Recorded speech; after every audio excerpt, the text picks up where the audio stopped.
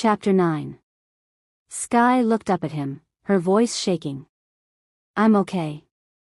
It didn't get me, thanks to Shadow, but I went down hard.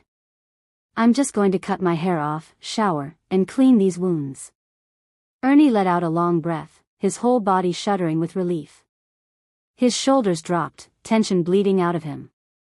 He could see how shaken she was, but he didn't call her on it. There are clippers in the bathroom.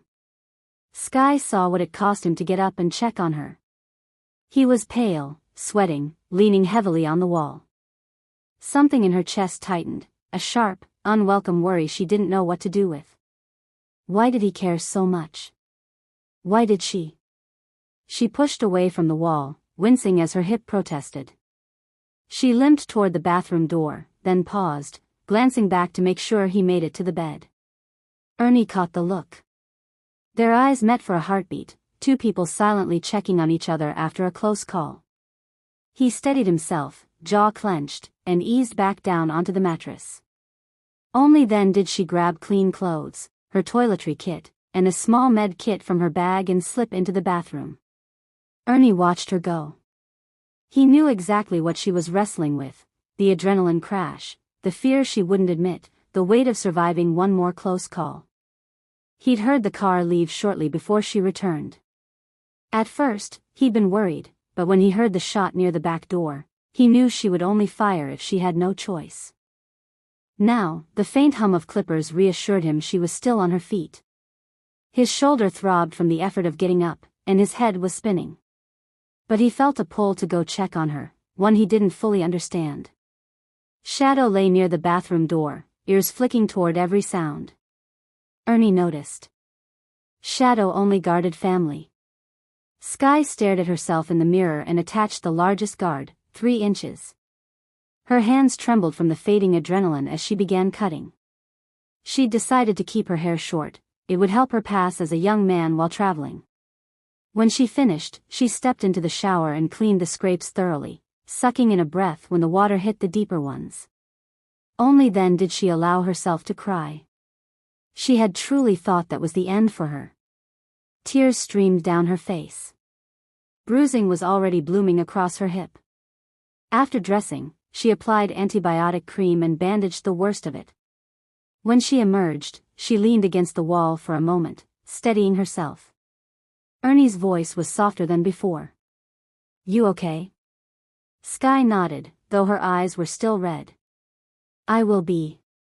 We might as well eat, and I'll give you your meds. I'll take some pain meds too, she added with a small laugh that didn't quite reach her eyes. Ernie saw the pain but let it slide. The cheese mac is good. Sky tried not to show discomfort as she rifled through the box until she found 2 cheesy mac MREs. She poured water into a pan to boil, moving carefully, favoring her bruised side. Ernie watched her work. He saw the pain. He saw the stubbornness. He saw himself, not mirrored, just familiar. They were quite the pair, battered and broken. I'm going to have to set off before too long, he said. When will I be able to travel? I'd like to see the stitches out first, she replied. She wasn't sure what she would do with herself when he left. The thought made her unexpectedly sad. So, at least a few more days?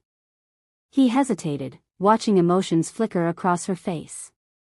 Then he asked, Sky, what would you think about coming with me? I know we don't know each other well, we can work on that. I owe you everything, he let the rest hang between them. Sky paused. It was a heavy decision. She didn't really know Ernie, but deep down she was glad he asked. And something in her chest eased, just a little. Still, putting herself in that situation was risky. But he was better than the only other group she'd seen so far. At least he'd helped the couple with the kids. The others had been willing to kill him to take what he had. That wasn't a group she wanted anything to do with. She exhaled slowly, feeling the weight of the choice settle. I'll go with you. Ernie sighed with relief, tension leaving his face. He wasn't sure he could have left her alone. Sky, in the drawer, there's a map. While we eat, I want you to look at it. With your memory, it might come in handy. Also, short hair isn't a bad idea. Once we're on the move, it might be better if some people didn't recognize you're a girl. Sky nodded. I was thinking about that myself. It's dangerous enough with them, as the movies say, zombies out there.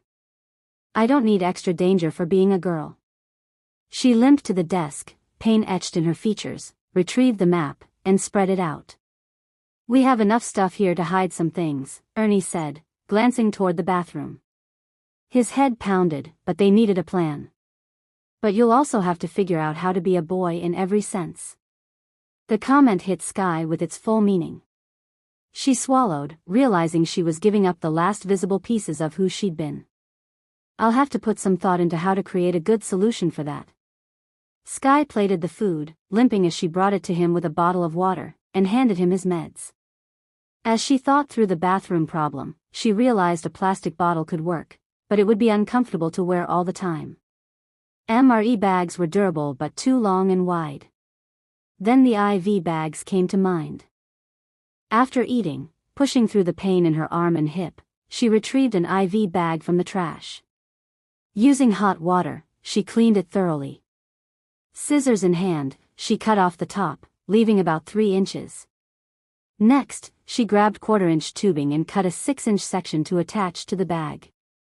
Taking a pair of underwear, some fishing line, and an extra bivy bag, she began assembling her idea. She cut a hole in the bivy bag for the tube and used self-sticking Velcro to secure it. The IV bag slid into the bivy bag with the tube fed through the hole. Finally, she folded the extra length of the bivy bag over the top of the IV bag and cut a hole in the crotch of the underwear. Using fishing line, she sewed everything together. She glanced up to find Ernie watching her, not judging, not confused, just quietly impressed. I'm thinking if I wear these, she held them up, should be able to pee into the bag, and it'll come out of the hose, letting me stand and hold the tubing like men do. Ernie smiled. It's a good idea, really, just as long as it doesn't leak. He could see the pain she was hiding. He winced with his own when he shifted. Sky repeated the process with the remaining IV bags, sterilized them, and added them to her pack. Then she picked up a lightweight Kevlar vest, a larger t-shirt, and her jacket. If I use this, I think if I put it under a shirt and wear my jacket, it'll hide my breasts. Ernie nodded, setting his empty plate aside as she headed into the bathroom. Sky changed into the modified underwear. It was a little uncomfortable, but the bivy bag was soft enough to prevent irritation. She decided to wear it for the rest of their time there to adjust to it. She slipped on the Kevlar vest, then the t-shirt, then her jacket.